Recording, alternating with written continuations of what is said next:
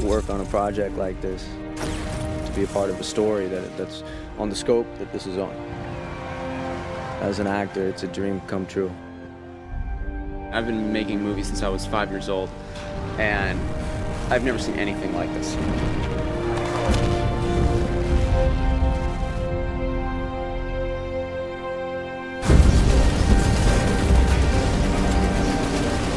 The whole project, the process from the very beginning has just imbued all of us, I think, with a sense of respect for what these guys have gone through.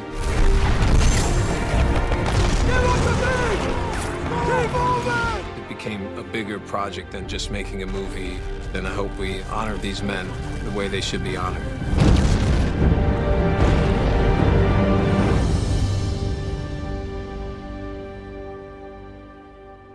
As far as the story of the Second World War goes, there's two very different perspectives. The European theater, which we've examined before with Band of Brothers, had a different DNA to it than the War in the Pacific did. When Band of Brothers came out, many people who fought in the Pacific said, what about us guys? We did something too. We made a major contribution. Hey, Colonel Fuller, where you heading? Tokyo! Care to join us? I don't know, it's a ways, sir. Write us when you get there. I will! It was very important for us to show how this war affected these men. During the war, after the war, that really is something that we didn't get into as much in Band of Brothers. But it's really a more personal and intimate story than Band of Brothers. It's much more experiential.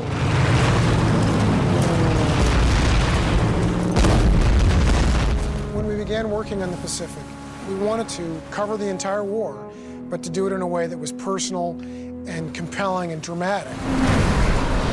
Stand by the bell ramp!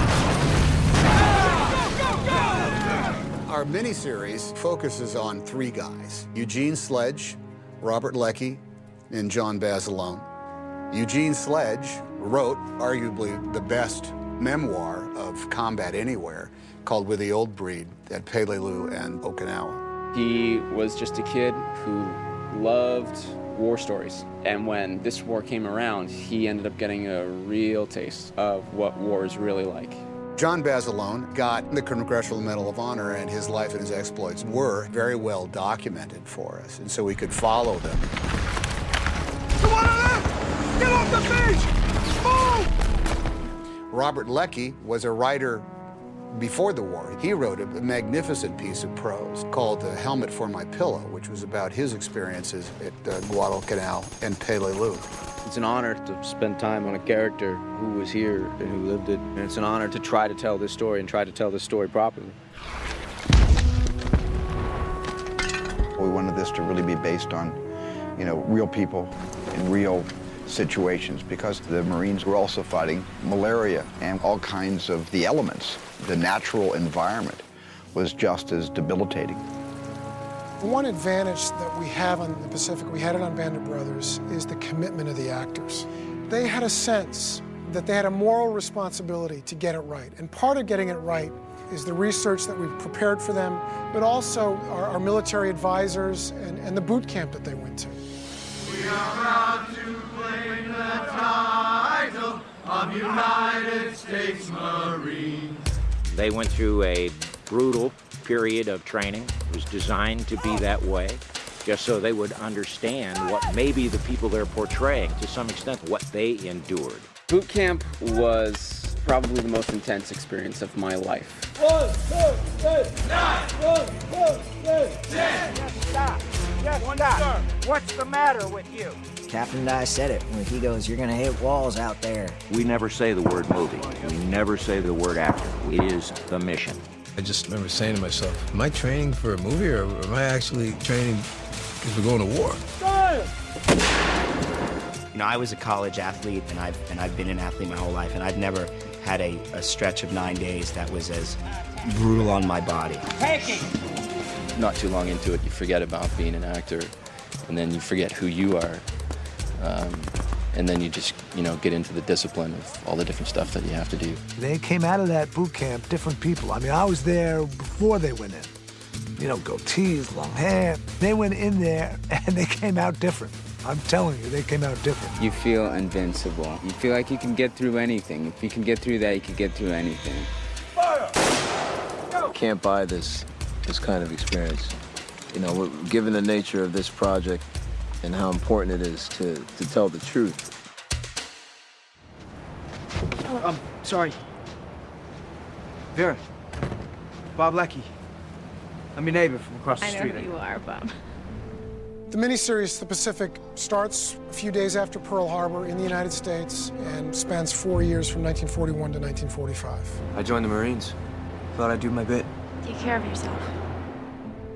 We wanted to be able to incorporate the home front, life at home, both before and after the war. Because we had several characters that allowed us, we get a chance to see back home. That had not been possible with Band of Brothers because the material didn't address it. What have we done? You've gone respectable.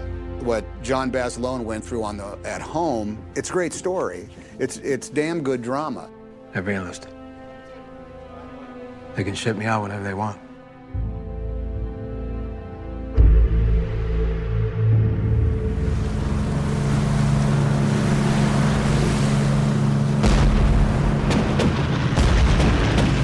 The first battle that we examine is Guadalcanal. Nothing prepares you for the moment that they say action, and the jungle at night lights up. The noise is actually thunderous, and the flashes of light are blinding. The night battle in Guadalcanal was the night that John Basilone and just a few hundred Marines were going up against an onslaught of thousands of Japanese who were going to be crossing into their encampment. Jump! Jump left going out! We do a massive amount of research so that we can try and get at the truth. We really went through every inch of that battle and everything that was written about it or known about it and tried to make that as authentic as possible. And the shooting of it was rather intense, to say the least. Action!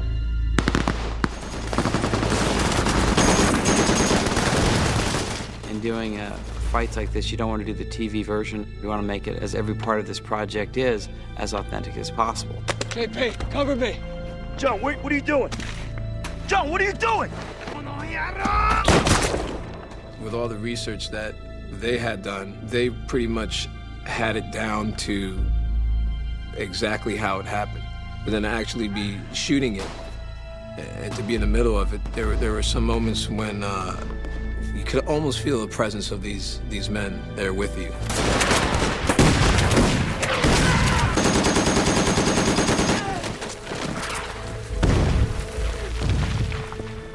It was pretty, it was pretty intense.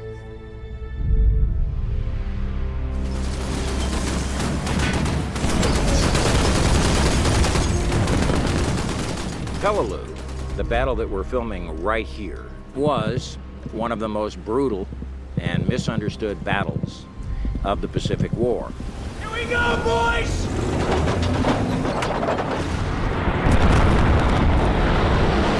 Peleliu is a battle that's so key to what our vision of the Pacific is that it took 3 episodes for us in order to tell it.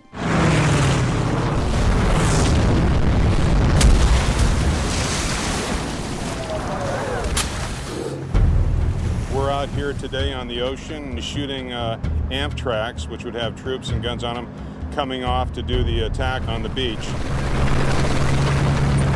Load and lock, gentlemen!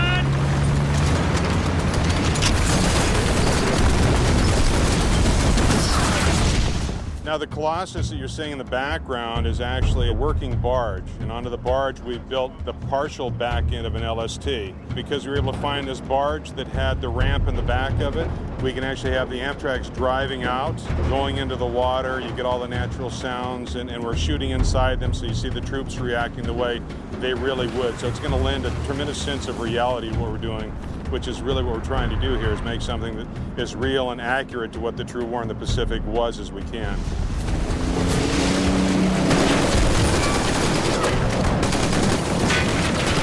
Go, go, go! Move up!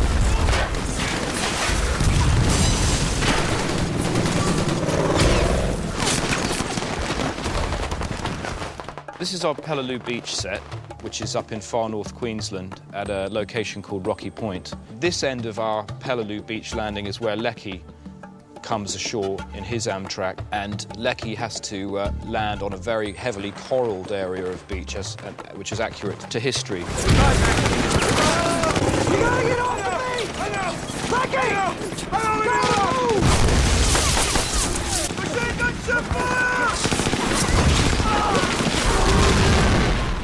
The other end of the beach is what we call the sledge end of the beach, which is much, much sandier, much less coral, in fact. What I've wanted to do with Sledge's Landing is to give you about 3 or 4 minutes of actual time that he experiences on that beach, knowing that the battle was going on before he landed and will rage on for hours after he's passed from the beach on into the airfield, so that the audience can identify with his experience and share the fright.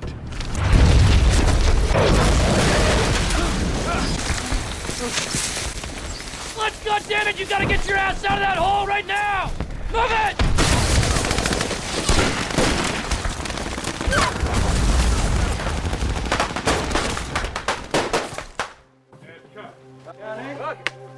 We're trying to prepare this stretch of land for Peleliu, the beach of Peleliu, which is one of the worst engagements which Marines had to face in their Pacific campaign. The beach that we're actually filming on is very sandy, so we have to build all our coral and dress that into the location as well. Also, you can see that we have a fortified bunker on the Lecky end of the beach, which is angled to strafe the beach as the soldiers come ashore.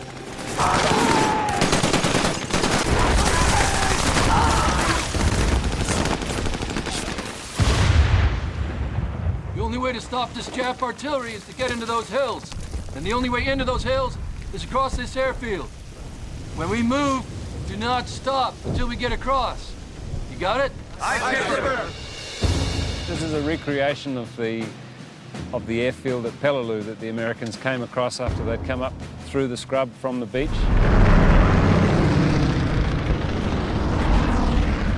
These are recreations of buildings that were actually there. We have the airstrip, we have the power station, the administration block, air raid shelters, some bombed out timber buildings. Left down! Move on!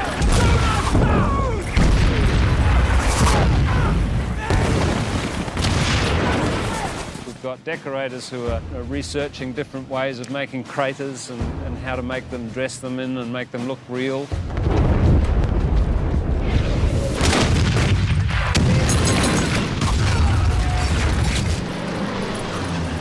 If you're going to draw a pencil sketch of what life in Hades is like, I think you could do it from a photograph of the Battle of Peleliu. Cornland! Hey, Cornland!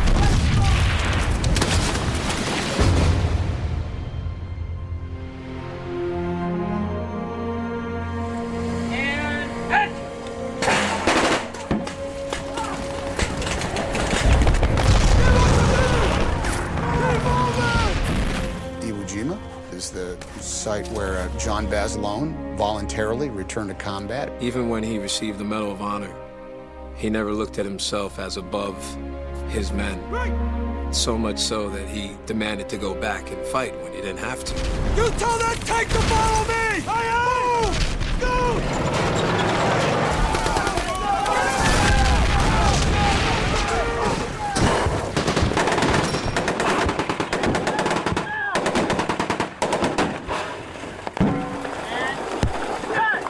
When I was first told that I'd be shooting the Battle of Iwo Jima on the side of a mountain inland at the Yuyangs National Park in Melbourne, I said to myself, how are we going to do that?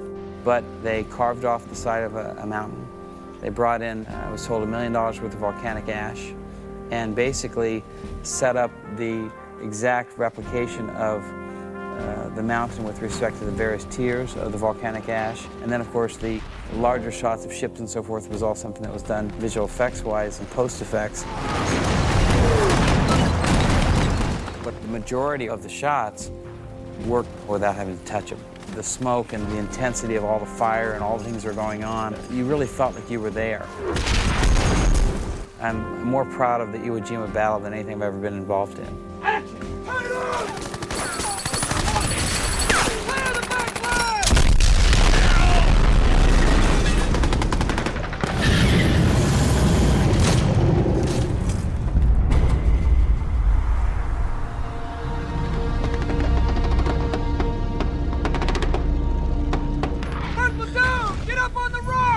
You know, if you were going to take the twin campaigns for the island of Iwo Jima and the island of Okinawa, you could probably say those were the absolute worst of the entire war.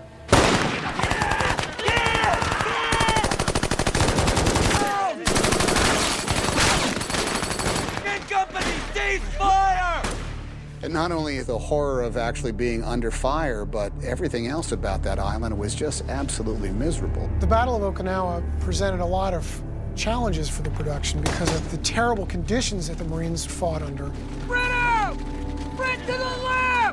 The Okinawan landscape was something that we had to research very carefully. Everything from the architecture through the color of the soil, the kind of rock geology that we see exposed through the earth. We built a Japanese village. We dressed it all out and then we wrecked it. We burned it, destroyed it before even the crew got there. And after that it was all about mud, pumping in water and making thick mud. Every morning we would drench the set and then drive tractors over the mud just to churn it up and till it, and it was a mess. And then at night, and sometimes in the day, we had rain towers. So it was always raining. It was always muddy.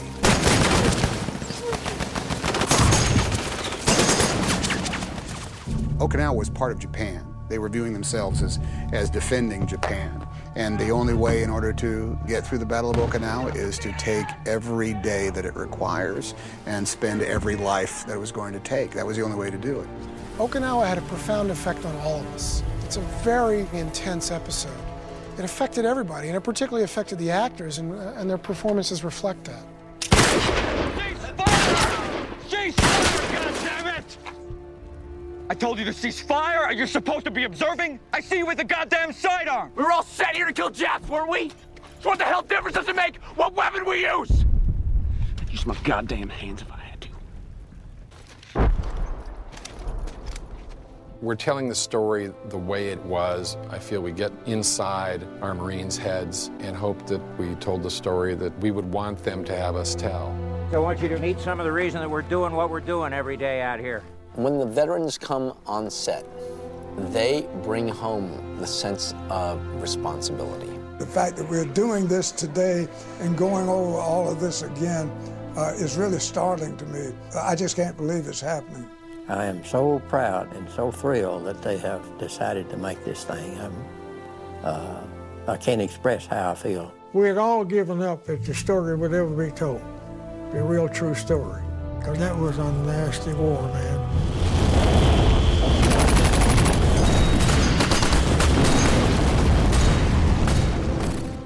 War is a part of the human condition. The question we ask in the Pacific is, what did it do to its participants? How can you survive?